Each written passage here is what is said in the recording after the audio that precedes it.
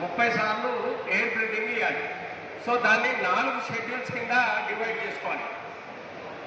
4 schedules అంటే 60 సెకండ్లని 15 నిమిషాలకు ఒక షెడ్యూల్గా మీరు 15 సెకండ్లకు 30 సార్లు కంప్రెషన్, 5 నుంచి 6 సార్లు బ్రీదింగ్ ఇవ్వాలి. సో నా ఇప్పుడు మీరు తను కొలాప్స్ అంటే మీకు తెలిసింది, తను ఊపిరి తీసుకోవటంలే, హార్ట్ పని చేయటంలో, బ్రెయిన్ పని చేయటంలో.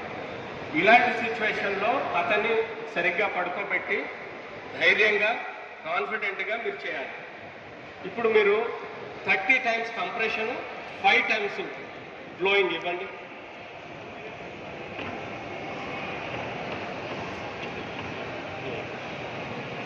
ప్రెషరు 6 సెంటీమీటర్ల డెప్త్లోకి ఇవ్వాలి, బలంగా ఇవ్వాలి.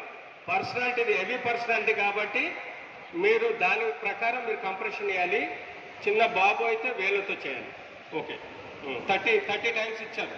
నా ఇప్పుడు బ్రీదింగ్ ఇవ్వండి. బ్రీదింగ్ ఎలా ఇస్తారు? ఫస్ట్ మిమ్మల్ని మీరు బ్రీదింగ్ గట్టిగా ఆక్సిజన్ తీసుకోండి. ఫస్ట్ మీ ఊపిరితిత్తులోకి ఆక్సిజన్ తీసుకొని ఈ ముక్కును మోయండి.